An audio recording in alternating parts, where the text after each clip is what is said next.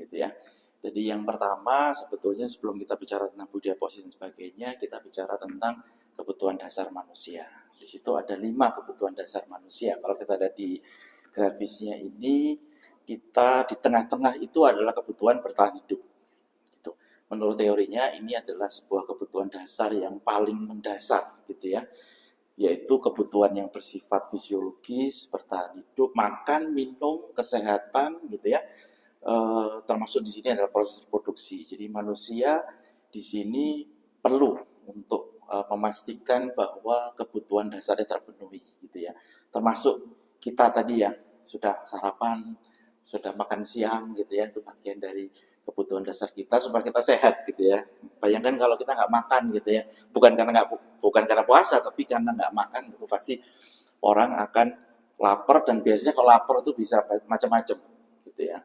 Nah, ini adalah kebutuhan dasar pertama. Sama seperti kita hubungkan dengan murid-murid kita.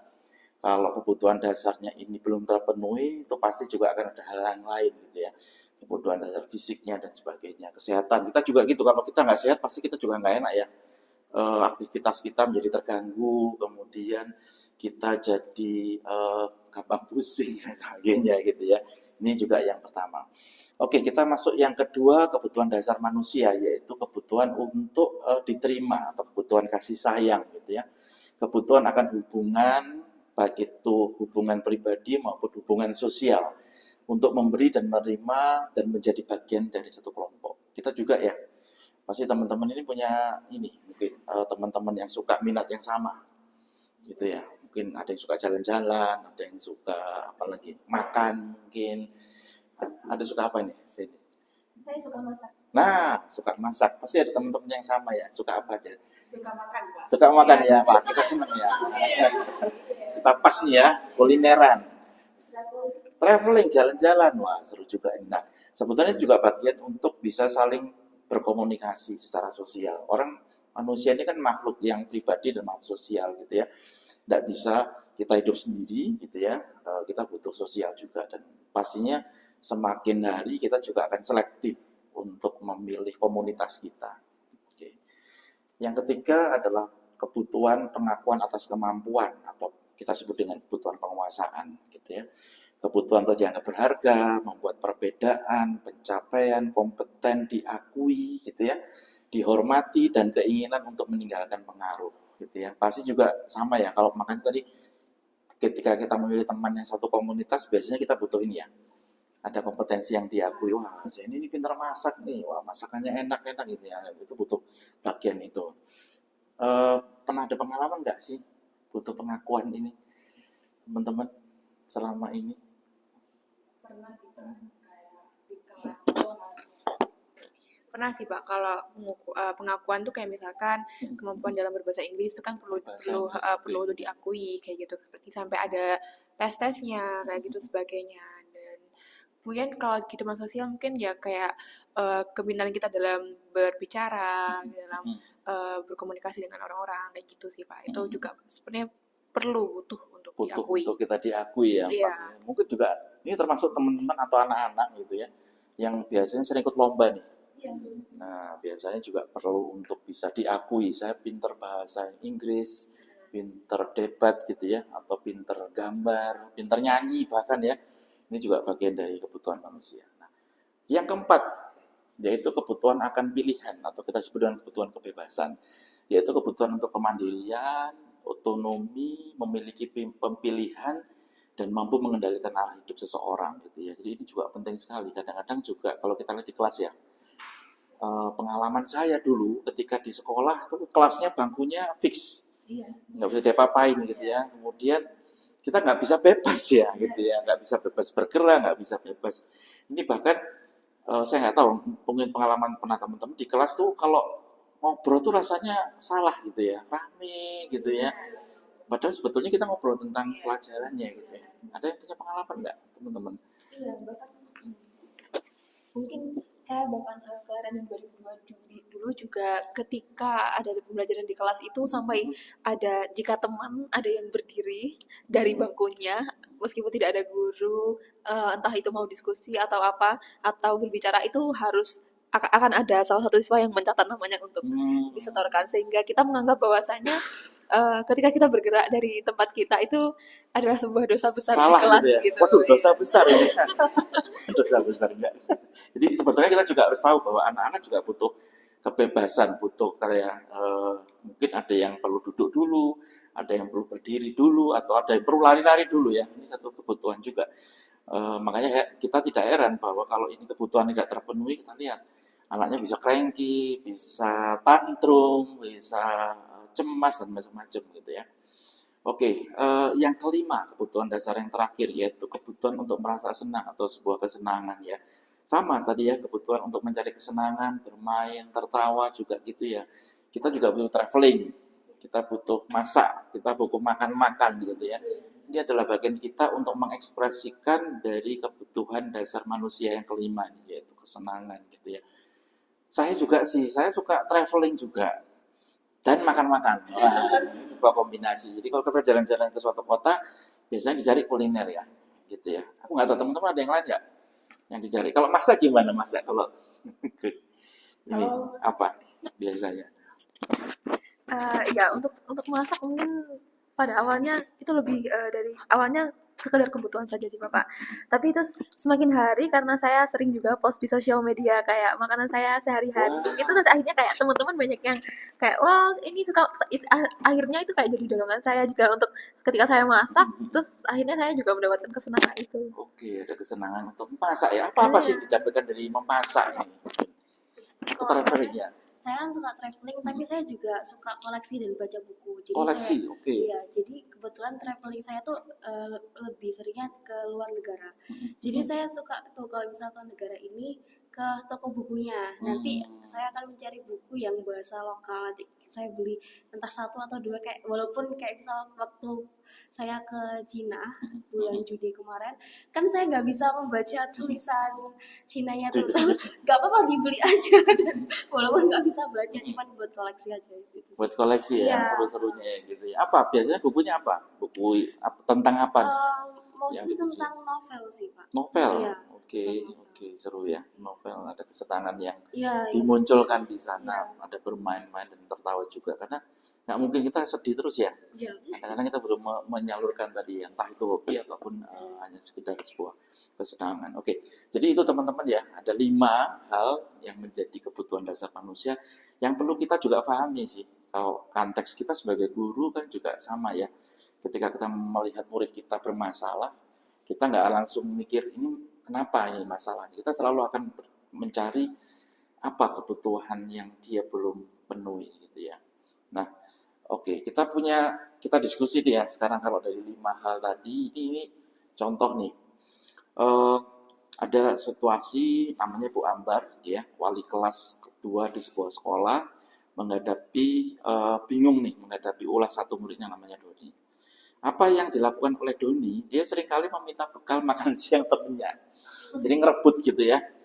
Dalam situasi seperti ini apa ya kira-kira yang perlu kita lakukan gitu ya? Kalau kita mungkin nggak tahu ya situasinya seperti apa, tapi mungkin kita bisa menghubungkan dengan 5 kebutuhan dasar tersebut. Jadi menurut teman-teman apa ya alasan Doni untuk melakukan itu, dan kemudian kalau kita hubungkan dengan teori kebutuhan manusia, kira-kira ada kebutuhan apa yang tidak atau kurang terpenuhi dari seorang Doni ini? Kira-kira apa ya menurut teman-teman? Karena dia senang merebut temennya nih makan siang. Sebetulnya dia ini saya nggak tahu ya, mungkin ada dalam situasi ini kalau saya itu kebutuhan ini sih, kebutuhan bertahan hidup nih. Saya nggak tahu nih, Doni ternyata setelah dicek bisa jadi dia nggak dikasih bekal sama mamanya gitu ya, sehingga mungkin dia merasa lapar pada saat jam makan siang, ada makanan temannya, kita ambil aja gitu ya. Nah, teman-teman apa kira-kira? Mungkin saya dulu ya. Kalau menurut saya mungkin ada faktor salah satunya adalah kesenangan juga sih. Kesenangan. Kemungkinan Doni sudah dibawakan lunchbox, tapi ternyata di makanannya itu tidak ada makanan yang disukainya, sehingga dia mungkin melihat punyanya temannya yang menurut dia itu lebih disukainya atau makanan favoritnya, sehingga mendorong dia untuk mengambil makanan temannya. Oh, bisa jadi, betul, betul, betul. Karena memang random sih yang direbut, jadi nggak satu anak aja, tapi kadang-kadang si A, si B, si C. Dan ini sudah berlangsung beberapa minggu ini, beberapa hari, dan kita tahu karena orang tuanya protes nih. Nah, ceritanya gitu. Oke, gimana kalau teman-teman? Kalau saya ya Pak ya, masih ada hubungannya juga sama kesenangan dan kebutuhan akan pilihan. Kebutuhan Jadi akan pilihan. ada kemungkinan menu bekal yang dibawakan oleh orang tuanya itu tidak sesuai dengan kesukaannya dia. Tidak sesuai Kayak mungkin dengan seperti kebutuhan. healthy food. Nah, healthy foodnya tapi mungkin dia kan nggak suka sayur. Nah, mungkin dalam bentuk sayur-sayuran seperti brokoli yang utuh gitu, atau mungkin dari nasi-nasinya yang tidak dibentuk lucu-lucu gitu. Sedangkan punya temannya itu walaupun healthy food tapi menarik gitu loh bagi mereka, bagi dia gitu. Sehingga ada kemungkinan dia kayak pas ketika melihat temannya, wah enak nih gitu ya, kayak dia akhirnya merebut punya temannya gitu. Sedangkan dia sebetulnya udah bawa healthy food sendiri, tapi karena tidak sesuai dengan keinginan dia, jadi tuh dia dia tidak. Kemasan ya mungkin ya, ini penting ya. Iya. Kemasan kalau sama-sama nasi tapi sayur, tapi mungkin yang satunya dibentuk apa lucu-lucu gitu, atau karakter-karakter itu juga seneng sih anak-anak gitu ya, dengan warna-warninya gitu ya. Oke, gimana ada? Kalau menurut saya kurang lebih sama dengan Zeni dan juga Taskia.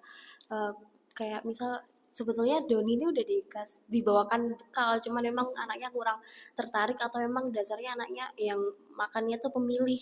Jadi ketika melihat menu bekalnya kurang disukai, akhirnya ya gak dimakan dan mencari makanan di bekal-bekal temannya itu sih. Oke.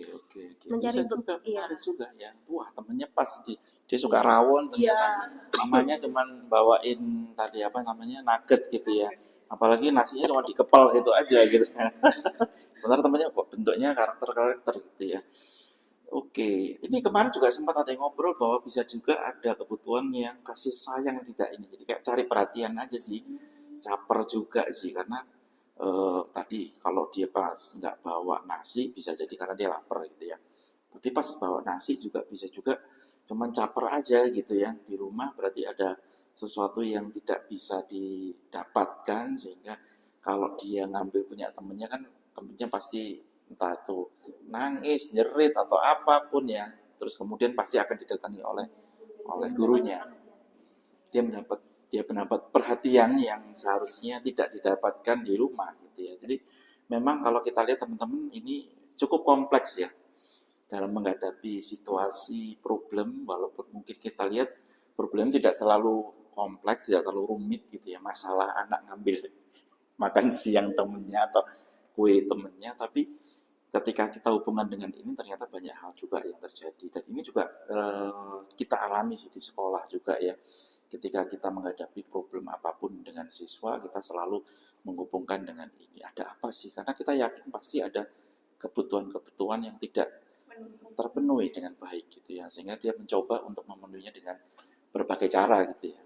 Dan coba bayangkan satu kelas ada 20 anak loh, 24 anak ya, yang mungkin kita nggak tahu, ada yang kebutuhan yang terpenuhi, ada yang tidak gitu. Makanya memang penting sekali buat kita bersama orang tua untuk sama-sama apa ya, mendidik gitu ya, sinergis dalam ini apa namanya, kebutuhan anak-anak, untuk memiliki kebutuhan anak, memastikan bahwa mereka terpenuhi dengan baik gitu. Oke, mungkin ada pertanyaan teman-teman? Kalau dari saya dari mungkin ini bertanya pendapatnya Pak Ustadz dan juga teman-teman sekalian sih. Kebutuhan dasar ini kan di sini kita lihat ada 5 ya, dari bertahan hidup, kesenangan dan lain-lain itu. Nah, bagi teman-teman bagaimana ketika salah satu saja ada yang tidak terpenuhi tapi 4 yang lain terpenuhi? Apakah menurut teman-teman itu apakah hal tersebut bisa dikatakan bahwasanya kebutuhan orang itu sudah terpenuhi, hanya saja kurang satu dan lain-lain, atau harus komplit semuanya untuk dikatakan seseorang itu sudah memenuhi kebutuhan dasarnya? Menarik ya. Gimana teman-teman? Kalau Harus dari 5-5-nya atau 4 cukup gitu ya? Kalau dari aku mungkin berdasarkan ini ya, kayak prioritas juga gitu loh. Jadi kayak mungkin kan kayak ada penguasaan ya. Kayak penguasaan itu sebenarnya kan dia butuh diakui gitu ya, butuh diakui sesuatu. Tapi sebenarnya kan dia bukan prioritas skala utama gitu. Jadi dia mungkin bisa dapat kayak kasih sayang dan rasa diterima itu mungkin sebagai prioritasnya dia. Jadi kalau misalkan dia nggak mendapatkan itu kan pasti dia apa ya nggak bisa memenuhi kebutuhan dasar dia untuk melakukan hal yang lain seperti mungkin kebebasan ya kan kalau misalnya dia nggak dicintai nggak ada rasa diterimanya pasti dia nggak merasa bebas untuk melakukan sesuatu seperti itu terus dia juga nggak akan merasa senang kayak gitu karena yang intinya adalah dia kan kalau mendapat kasih sayang pasti dia senang mendapatkan kesenangan itu nggak hanya lewat hal-hal dari luar tapi dari dalam diri dia juga dia akan merasa senang kayak gitu jadi kalau menurut aku berdasarkan skala prioritasnya aja gitu. Kalau misalkan memang kayak tadi ada yang satu yang nggak terpenuhi, mungkin bisa jadi kebutuhan dasarnya udah tercukupi, tapi mungkin memang nggak kompleks, nggak lengkap gitu ya. Tapi kalau misalkan satu itu dia yang penting gitu ya, itu kayaknya bisa berpengaruh. Kayak misalkan kayak kasih sayang dan rasa diterima itu gitu. Jadi setiap orang bisa punya prioritas yang berbeda-beda ya. Kalau saya lihat sih memang saya tetap iya betul karena lima-limanya tetap harus ada sih sebetulnya gitu ya karena eh, kalau dari penelitian yang dilakukan kan sebetulnya semua orang butuh ini semua ya butuh bertahan hidup butuh kesenangan dan sebagainya tapi betul saya pikir butuh ada kita lihat prioritasnya sih di mana si anak ini memprioritaskan di ini karena di tengah ini kalau kita lihat bertahan hidup semua orang harus gitu ya makanya mungkin kita lihat situasi di mana kayak kriminalitas ya kadang orang kenapa harus mencuri karena dia lapar karena dia nggak punya uang dan sebagainya dia melakukan seperti itu tapi ketika dia ini sudah aman gitu ya sudah cukup kenyang sudah ini ya udah yang lain mungkin nggak betul yang penting saya kenyang ya kemudian saya bisa punya shelter untuk ini gitu ya yang lain mungkin ya ngikutin aja lah kalaupun nggak ada mungkin juga nggak terlalu ini ya terlalu berpengaruh gitu ya. Tapi betul tadi sih kalau saya melihat bahwa ketika lima-limanya ada itu saya pikir ini akan menjadi sangat optimal sih untuk perkembangan kita sebagai manusia ya gitu ya. Ada nggak yang kira-kira nggak ada ya? Kita butuh kesenangan ya. Coba bayangkan kalau kita nggak senang aja. Kalau kerja kita tuh kayak ditekan terus gitu ya. Stres gitu ya, deadline gitu ya, bayangkan itu juga stres loh. Padahal kita kenyang makan, oke ya. Kemudian kita bisa traveling nih. Kita bisa punya kompetensi, kita punya prestasi gitu ya. Tapi kalau tiap hari ada deadline, ya pusing juga kita ya. Kita mungkin juga nggak sehat ya gitu ya. Atau apa, misalkan kita terpenuhi semuanya tapi kurang kasih sayang nih. Kita tipikal orang introvert. Gitu ya. Introvert yang semuanya harus sendiri, aku nggak bisa bergaul sama teman gitu kan. Ada juga kan tipe-tipe seperti itu. Itu stres juga loh, menurut saya loh ya. Gitu. Coba kita lihat anak-anak di SMP, SMA juga ada tipe-tipe gitu kan yang sudah mulai aku kelihatannya introvert nih gitu. Aku nggak bisa bergaul dengan banyak orang pun hanya kamu aja. Jadi sahabatnya cuma satu tok itu gitu ya. Tapi dia nggak bisa bergaul dengan teman-teman. Yang susah ketika berkelompok nanti ya. Maksudnya tugas kelompok dan sebagainya. Ribet nih. Gitu. Padahal dia makan cukup, kenyang, ya, prestasi tinggi, apalagi ya. Diberikan kebebasan gitu ya. Tetapi dia tidak bisa bersosialisasi. Ini juga susah juga sih menurut saya gitu ya. Gimana menurut? Ada tambahan nggak kira-kira? Menurut saya kebutuhan dasar manusia itu harus terpenuhi semua tapi yang balance gitu Pak. Jadi nggak ada yang salah satu tuh kebutuhannya tuh terpenuhi dengan full sekali tapi yang satunya tuh jomplang itu nggak ada. Jadi kayak rata cukup semuanya balance semua jadi seimbang karena kalau misalnya salah satunya tuh ada yang tinggi tapi salah satunya tuh nggak terpenuhi itu sama aja kayak merasa kosong gitu gitu Pak. Pasti akan bermasalah gitu ya. Iya. Pasti akan bermasalah gitu ya. Jadi harus balance gitu ya. Supaya menjadi manusia Indonesia seutuhnya katanya. Atau manusia seutuhnya gitu ya. Iya sih. Ketika kita tidak ada pasti ada masalah ya sebetulnya ya. Atau jomplang tadi ya. Memang harus. Nah tadi sebalance-balance-nya atau tadi mungkin ada skala prioritas yang memang ini buat banyak penting. Tapi jangan sampai bertahan hidup ini menjadi tidak ada gitu ya. Karena itu kebutuhan yang sangat basic dari kita sebagai makhluk hidup, tidak hanya manusia sih sebetulnya juga basic gitu kan, sama aja ya kalau binatang pun kalau lapar kan mungkin kemarin ya ada kasus itu apa, kera-kera itu pada masuk ke itu sampai anak bayi, anak balita dicakar-cakar itu karena dia kelaparan ternyata kera-keranya ini.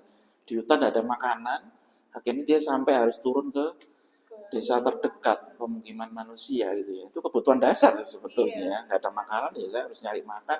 Kalau nggak ada ya saya nyauri gitu kan. Dan akhirnya ada korban anak kecil yang dicakar-cakar itu kemarin. Kasian juga ya. Aku nggak tahu lupa di mana kemarin itu sampai 20 jahitan loh. Anak umur 6 tahun. Jadi diserang oleh kera-kera tadi yang apa ya, makanannya sudah habis di daerah hutan itu sehingga mereka masuk pemukiman. Saya bayangkan manusia ya, gitu ya. Ketika kita lapar, ketika kita kebutuhan dasar kita tidak dipenuhi, itu juga akan menghasilkan sesuatu tindakan yang kita nggak tahu ya. Oke, mungkin itu dulu di bagian pertama tentang kebutuhan dasar manusia. Terima kasih teman-teman. Oke, terima kasih Pak Iwan. Sekarang kita masuk ke teori yang kedua, yaitu teori motivasi, gitu ya. Jadi kalau tadi kan sebetulnya kebutuhan apa yang harus dipenuhi oleh manusia, gitu ya, atau makhluk hidup. Nah sekarang adalah motivasi. Apa sih yang mendasari seseorang itu melakukan sesuatu atau tidak melakukan sesuatu? Oke, yang pertama teori motivasi yang pertama adalah menghindari ketidaknyamanan atau hukuman, gitu ya. Jadi orang melakukan sesuatu itu karena ini dapat sesuatu, atau dia tidak melakukan sesuatu karena ada sesuatu yang dikenakan kepada dia. Misalkan, oke, ini ada sesuatu nih, barang nih, gitu ya. Saya tidak mengambilnya karena saya takut dihukum. Nah, itu bagian dari menghindari ketidaknyamanan atau hukuman sebetulnya. Saya nanti harus datang tepat waktu karena kalau nggak datang tepat waktu nanti dihukum. Jadi motivasinya itu sebetulnya takut terhadap hukuman tersebut atau ketidaknyamanan tersebut. Saya harus melakukan mengerjakan tugas tepat waktu karena takut nanti nilai saya dikurangi. Nah, takut nilai dikurangi itu sebetulnya bagian dari motivasi juga. Kadang-kadang ada juga ya. Nah, teori motivasi pertama ini yang paling rendah sih sebetulnya karena dia takut ketidaknyamanan atau takut terhadap hukuman yang diberikan gitu. Jadi paling rendah dia takut itu, menghindari itu. Oke, yang kedua adalah motivasi untuk mendapatkan imbalan atau penghargaan, gitu ya. Sama mungkin kalau kita dulu sekolah gitu ya, saya belajar tekun keras supaya dapat ranking 1 penghargaan, gitu ya. Karena kalau ranking 1 nanti saya dibelikan sepeda sama mapa, gitu ya.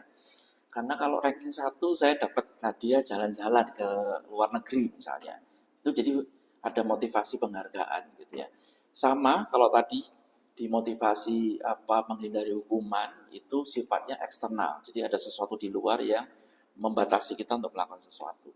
Ini juga untuk mendapatkan penghargaan kan berarti ada motivasi eksternal juga gitu ya, yang kemudian orang melakukannya, ada pengakuan atau imbalan-imbalan seperti itu. Yang ketiga, teori motivasi untuk menjadi orang yang mereka inginkan atau yang diinginkan. Nah, teori motivasi ini yang paling tinggi sih sebetulnya. Karena kalau keduanya tadi bersifat eksternal, sekarang kita bersifat internal gitu ya. Jadi diri kita sendiri gitu ya. Nah, ini orang melakukan sesuatu karena nilai yang diyakini dan dihargainya ya. Melakukan karena ingin jadi orang yang punya nilai tersebut dan membuat seseorang memiliki disiplin positif gitu ya. Pernah nggak kalau kita di jalan? Ini semua naik motor nggak? Atau naik mobil? Naik motor ya? Pernah nggak, sering nggak atau lihat orang nggak pakai helm? Ya kan? Saya nggak tahu nih motivasinya apa gitu ya. Padahal kita tahu bahwa helm itu kan penting buat melindungi kepala kita gitu ya. Tapi ada juga orang pakai helm, nanti di sana ada polisi. Berarti motivasinya bukan karena keselamatan gitu ya, karena ada polisinya gitu ya. Daripada saya ditilang, mending saya pakai helm. Gitu. Padahal kalau kita pakai helm kan memang kata penting untuk menghindari kecelakaan misalkan, kalau ada kecelakaan fatal dan sebagainya. Atau tadi, nanti kalau pakai helm gitu ya, dikasih hadiah misalnya gitu ya, atau dikasih sesuatu gitu ya, itu juga sesuatu yang pernah kita lakukan ya. Nah ini sering terjadi di keseharian kita ya, kadang-kadang kita melihat di lalu lintas ya, di jalan raya tadi orang tidak pakai helm, atau kemarin itu baru saya lihat di perempatan Majen Sungkono udah lampu merah, masih tabrakan. Dia udah tahu lampu merah gitu ya. Kan kita sudah tahu bahwa lampu merah itu artinya berhenti, dan sebelumnya biasanya ada apa, kuning-kuning gitu ya. Lampu kuning itu kan bukan berarti kita ngegas gitu ya. Lampu kuning kan harusnya kita udah mulai mengurangi laju kendaraan kita atau ngerem gitu ya. Tetapi justru malah akhirnya tabrakan dia, nggak ada yang nolong. Biarin loh ya, maksudnya udah tahu kuning terus merah tiba-tiba ini gitu. Jadi ini adalah 3 motivasi yang menjadi apa istilahnya, pertimbangan seseorang untuk melakukan sesuatu atau tidak melakukan sesuatu. Nah, oke, kita akan lakukan, coba ya, berdiskusi lagi nih dari motivasi. Nah, murid selalu memastikan seragamnya lengkap dan sesuai aturan untuk menghindari sanksi sekolah. Nah, kira-kira motivasi apa ini kira-kira? Kalau menurut saya nomor 1 itu udah pasti yang menghindari hukuman ya Pak ya. Karena kan dia menggunakan seragamnya biar nggak dapat sanksi dari sekolah gitu. Jadi udah pasti ini masuk ke dalam motivasi yang eksternal, di mana dia berusaha untuk menghindari hukuman-hukuman dari sekolah gitu. Kayak dia pakai seragam yang lengkap gitu. Oke, ini pernah terjadi situasinya teman-teman, ada seorang murid yang udah tahu kan peraturannya, katakanlah pakai apa itu, rok harus di bawah lutut gitu ya. Ini sudah diingatkan, besok pakai lagi roknya di atas lutut. Sudah. Terus biasanya guru-guru ngasih ini apa namanya, apa itu namanya, kahit atau kasih celana olahraga, udah ganti celana olahraga gitu ya. Ternyata minggu depan diulang lagi tuh, gitu ya. Udah pakai tahu. Jadi kayak kalau gurunya nggak ngelihat gitu ya, itu dia nggak nerusin aja gitu ya. Jadi kalau ngelihat ya sudah, hukumannya ganti rok atau dikasih kain sama gurunya gitu ya. Jadi ini seragamnya juga bagian dari sesuatu yang kita terus kenapkan ya. Makanya kadang-kadang kita pakai seragam yang modelnya boleh berbeda, tapi kita sama nih, batiknya sama, tapi mereka boleh. Tapi kan tetap ada aturan-aturan ya, tidak boleh misalnya nanti rok di atas lutut, atau nggak boleh kutungan, atau nggak boleh apa ya, terlalu pendek dan sebagainya gitu ya. Nah, yang kedua nih, murid aktif dalam kegiatan ekstrakurikuler untuk mendapatkan penghargaan atau sertifikat. Nah, biasanya nih untuk mengumpulkan portofolio piagam-piagam nih.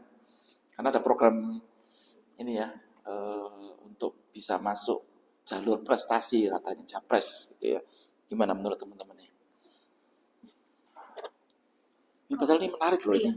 Kalau yang kedua ini menurut saya motivasinya untuk mendapatkan penghargaan atau imbalan ya Pak, karena kan kalau misal ikut ini, ikut lo nanti diikutkan Juara gitu iya, ya. kalau ditekuni nanti diikutkan lomba, setelah lomba nanti kalau misal nggak menang tetap dapat sertifikat, tapi kalau menang dapat piala. Itu kan ada motivasi yang aku ikut ini biar dapat ini, aku ikut ini biar dapat ini, untuk mendapatkan imbalan sih. Dapat imbalan ya. Tapi bagus loh ini imbalannya masuk Iya. PTN nih. Gimana kalau menurut teman-teman? itu gimana? Karena ada anak yang pemburu hadiah juga kan. Yang waduh nanti aku harus masuk ini, tapi saya harus ngumpulin menang ya maksudnya. Iya. Kemarin tuh juga ada kan kasus yang PPDB itu pakai, ternyata ijazahnya palsu. Akhirnya ya didiskualifikasi gitu ya, karena ikut lomba dia juara, aslinya juara 3. Udah lumayan lah, ternyata dipalsu jadi juara 1. Sudah masuk di level SMA, kalau nggak salah di Semarang kemarin itu masuk, akhirnya dicek ulang, loh kamu kan hasilnya juara 3 ini kok jadi juara 1. Nah, seperti itu. Jadi itu bagian dari padahal sebetulnya ini ada juga loh tipe-tipe anak yang seperti ini gitu ya. Kalau nggak ada hadiahnya malas juga dia. Biasanya nyara gitu, Bu, ini saya kenapa harus menjalankan ini atau melakukan ini gitu ya. Kalau nggak ada hadiahnya harus malas aja lah gitu ya. Tapi kalau adanya, boleh juga nih gitu ya. Oke. Yang ketiga gimana teman-teman? Murid mengakui kesalahan mereka di depan kelas mesti mungkin tahu akan dikritik karena percaya pentingnya integritas. Ini contoh pernah juga ada anak yang melakukan plagiarisme gitu ya. Jadi menyontoh beberapa bagiannya, karena kita udah pakai Turnitin, itu kan ketahuan nih. Kamu 5%, kesamaannya 5%. Kan kita batasnya kalau nggak salah 10% ya.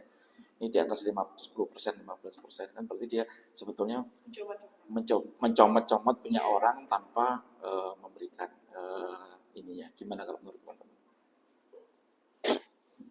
Ya, kalau dari saya ini termasuk ke dalam ini ya Pak, di internal ya, dimana dia itu berusaha untuk menjadi orang yang diinginkan. Dalam artian gini, kalau misalkan dia terkenal sebagai pribadi yang jujur, otomatis kan orang akan menilai dia, oh ini loh orang jujur, orang yang bisa dipercaya, kayak gitu. Dia integritasnya tinggi. Tapi kalau misalkan dia terkenal sebagai anak yang eh, ngawur, yang semaunya sendiri, pasti orang juga nggak akan percaya ke dia gitu. Jadi apapun yang dia lakukan gitu ya, ke depannya tuh akan susah kalau misalkan dia nggak menerapkan, kalau dia nggak punya integritas yang tinggi gitu. Jadi istilah katanya dia mungkin sudah sadar bahwa oh kalau aku jujur, kalau aku melakukan sesuatu hal yang baik gitu, otomatis orang juga akan menilai aku baik gitu loh istilahnya. Orang akan mempercaya aku lebih dari ini gitu. Jadi ketika dia sudah berani mengakui kesalahan dan dia sadar kalau pentingnya integritas, jadi dia merasa kayak gitu. Punya integritas yang Iya. penting ya, walaupun ya sudah aku salah ya sudah, kalau salah terus apa lagi gitu ya, tinggal bagaimana nantinya kita bisa membuat solusinya gitu ya.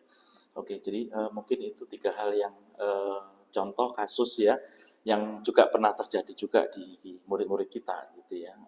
Yang pasti bahwa setiap anak punya motivasi yang berbeda-beda juga ternyata gitu, entah itu karena takut hukuman, entah itu karena dia ada penghargaan atau imbalan, atau yang ketiga memang ya sudah, itu saya punya integritas untuk melakukan ini karena tahu itu benar. Ya sudah, saya salah kemarin, dan dia mengakui karena dia merasa bahwa kemarin itu dia bisa mengatur waktu, terlalu mepet waktunya, akhirnya comot-comot tanpa menggunakan citation yang proper, yang sesuai gitu ya. Akhirnya ketahuan di tonitinya bahwa itu nilainya. Jadi dia harus melakukan mengulang pekerjaannya dan memastikan semua sesuai dengan standar yang diharapkan gitu ya. Oke, terima kasih teman-teman ya, sudah kita diskusi teori motivasi. Semoga ini juga menjadi bahan pertimbangan kita juga ketika kita menghadapi murid-murid kita nantinya. Terima kasih. Terima kasih.